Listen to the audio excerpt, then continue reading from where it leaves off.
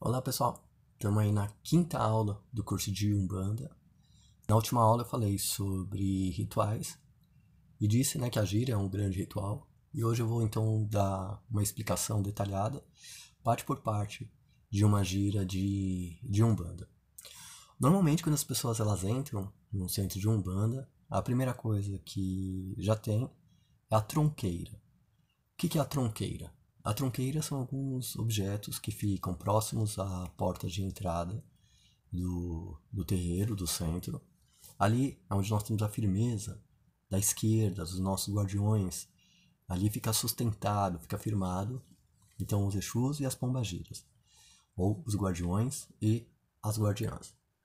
Então a primeira coisa que nós já fazemos é ao adentrar um centro, a gente pede licença para os seus guardiões. Ou seja, a gente pede licença para quem cuida, para quem protege aquela egrégora, aquele grupo, aquele local. E aí, até aqui um parênteses, é legal a gente até fazer essa saudação de guardiões em todo lugar que a gente entra. Por isso, quando a gente vai entrar na casa de alguém, a gente pede licença, porque todo local tem a sua proteção espiritual. E quando você pede licença, na verdade você está pedindo licença para a pessoa ali física, mas também está pedindo licença para os guardiões. Por isso que é importante, qualquer lugar que você entre, pode ser mentalmente, assim, peço licença aí aos guardiões, a todos aqueles que protegem este local, este ambiente. Aí as pessoas entram, normalmente é interessante que antes de começar a agir, as pessoas já comecem a ficar num estado meditativo, já vão ficando mais em silêncio, mais reflexivas, até porque esse é um dos objetivos, de você se reunir, num templo sagrado. Então todo o centro de Umbanda ele é um templo sagrado, é uma casa de Deus. E as pessoas teriam que se portar, de tal maneira, e também fazendo a sua parte para facilitar esse contato, com o ser divino. Dificilmente você vai conseguir entrar em contato com algo que está mais sutil, que está mais elevado, se você estiver na sua vibração habitual, do dia a dia. Então o ideal é que as pessoas adentrem o centro de Umbanda e comecem já a ficar mais em silêncio. Tem alguns centros que o ambiente de atendimento tem a iluminação ela é bem baixinha, que é justamente para que as pessoas fiquem no estado mais reflexivo. Lá no nosso centro a gente deixa a luz normal, normalmente a gente só deixa apagado a parte do terreiro, que é também para que fique pontual de que já está existindo sim um trabalho espiritual ali. A partir do momento que você entra pela porta do centro, você já está sendo amparado pelas entidades, pelos guardiões, recebendo as influências dos orixás, mas a gira em si ainda não começou. Por isso que daí a gente gosta de deixar a luz do terreiro apagada e só fica aceso a parte da assistência. Conforme as pessoas vão chegando, então elas vão lá se acomodando, tentando ficar de formas reflexivas. E nisso, nós, filhos de branco, os trabalhadores de Umbanda, também é legal que a gente vá também criando essa sintonia. E o que é muito bacana é justamente, eu acho que com os filhos de branco acontece meio que o contrário do que acontece lá na assistência. Eu acho que tem a necessidade de nós realmente nos entrosarmos naquele momento, da gente trocar algumas palavras, e aí, como que tá, e tudo mais. Isso ajuda a corrente em si, ela ficar mais atrelada, então ela fica mais firme, fica mais forte, então é legal. Principalmente se todos os trabalhadores conseguem chegar antes do início das giras. Tem alguns centros que não é permitido que ninguém mais entre depois do início da gira. Nem trabalhadores e nem as pessoas dos frequentadores que passarão ali pela assistência. No caso da nossa casa, a gente dá uma liberada assim para as pessoas poderem chegar, tanto da assistência quanto dos trabalhadores, porque a gente sabe que a gente mora numa cidade onde tem muito trânsito, onde realmente a locomoção, às vezes ela é bem complicada, ela é bem difícil, e eu acho que dá para abrir essa brecha, assim. Lógico que não dá para ser todo mundo, Imagina a gente tem que começar a gira com 2 pessoas na assistência, 2 pessoas lá no terreiro, e só depois que começasse a encher, né? Aí ficaria ruim. Mas, como são exceções, então a gente dá essa brecha. Normalmente tem a parte uma pequena, né, apresentação ali do centro, né? Às vezes pode ter até uma conversa, né, um debate sobre, né, algum assunto pertinente, que também já é para as pessoas se situarem, né, de que elas estão ali no centro de Umbanda, né, elas não estão no barzinho da esquina, não estão fazendo compras, elas não estão dentro de um shopping, né, para as pessoas também já irem se situando. E algumas pessoas falam que é uma palestra, mas eu não vejo muito como palestra que eu dou, né, eu como dirigente do ali no início da gira, eu vejo mais mesmo como um papo, né? Eu gosto muito desse estilo, né? Não tem uma coisinha muito programada. Eu gosto de ficar conversando com as pessoas, discutir, debater sobre determinados assuntos. Eu acho que é pertinente, eu acho bacana isso daí. Aí depois, o que acontece é que a gente acende então as velas do nosso altar, que nós chamamos de congar. Né? O que é esse congar? Né? O congar então é o altar umbandista. E ele pode ter ali as imagens católicas, pode ter as imagens africanas, pode ter pedras, pode ter símbolos, podem ter só ervas.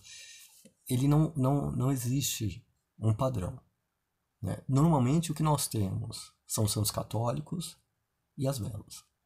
Então isso é unânime, praticamente todos os terreiros, os centros de Umbanda. O número de velas vai variar muito, o número de velas. Né? Então tem algumas casas que vão ter 3 velas ali só no altar. Tem algumas casas que tem uma vela para cada imagem que tem ali no altar. Então não é para cada santo, não é para cada imagem. Se tiver uma imagem de um caboclo, vai colocar uma vela para o caboclo. Se tiver a imagem de 3 caboclos, vai colocar uma velinha para cada um desses caboclos.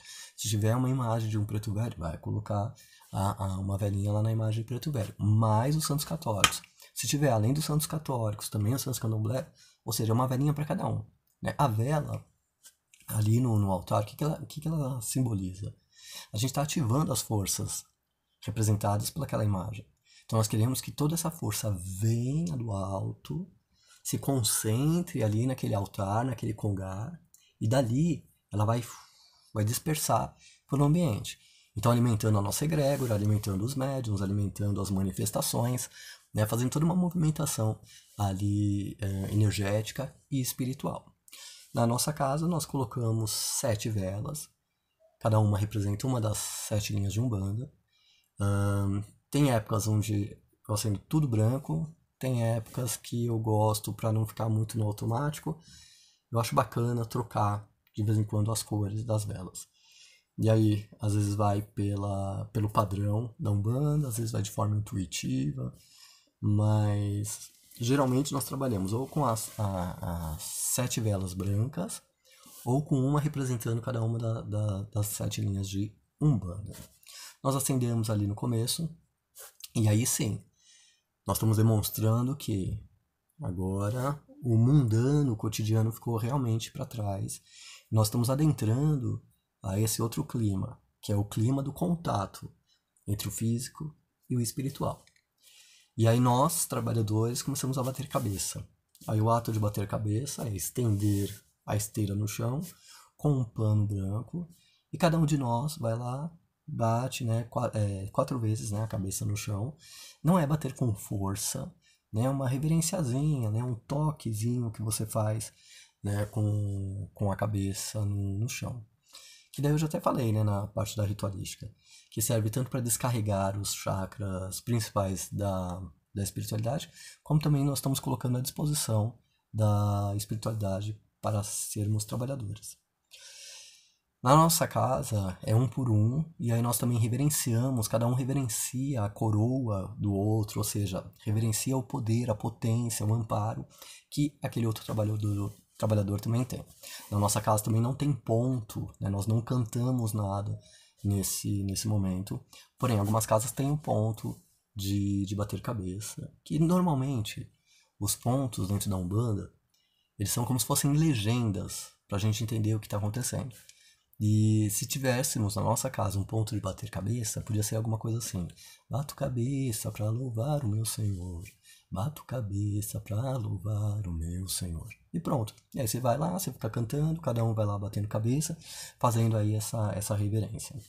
Em alguns centros também, são poucos, as pessoas da assistência têm aí um ato também de bater cabeça. Às vezes, antes de entrar no terreiro, elas têm ali que fazer essa reverência. Mas é difícil isso, tá? É bem difícil. Depois de termos batido cabeça, a gente então sauda Exu e Pombagira, né? Saudamos ali os guardiões e as guardiãs, falando Laroê Exu, Laroê de la Pombagira. Né? Então a gente faz aí a saudação, pedindo, né, para esse amparo realmente se fortalecer, para que tenhamos um ótimo trabalho, já que eles são os grandes guardiões, são seguranças, né, da gira, para eles afastarem então tudo aquilo que poderia desequilibrar no nosso trabalho de alguma maneira. Depois, aí sim, a gente começa a cantar, e a gente canta, o primeiro canto lá é de abertura de gira. E quando a gente abre, então a nossa gira vai começar, a gente abre lá pedindo já a força das entidades que vão trabalhar no dia, e começamos a defumação. A defumação ela vai mudando também muito de casa para casa, né? Então tem casa onde quem está defumando vai com uma outra pessoa atrás com um copo de água. Tem algumas pessoas que atrás da pessoa que está defumando vai uma outra com algumas ervas, né, com alguns galhos, algumas folhas, que vai dar uma batidinha em algumas partes. Tem algumas casas que alguém vai com uma essência para também ir aspergindo, né, pelo espaço. Então assim, é um ritual que muda muito, é o da defumação. O que é importante nós entendermos da defumação? Ali há um sacrifício daquelas ervas, que geralmente nós utilizamos as ervas secas, pela questão da densidade de fumaça, né? A erva fresca, além dela dá uma fumaça mais esbranquiçada, dá uma fumaça mais densa, né? Mais condensada, além às vezes do cheiro ficar muito forte. Então nós utilizamos aí ervas secas, normalmente são aquelas ervas que fazem parte até dos pontos, dos cantos de defumação, né? Alecrim, bejuim, alfazema, vamos defumar filhos de fé, arruda, guiné, alecrim, bejuim, alfazema, mirra.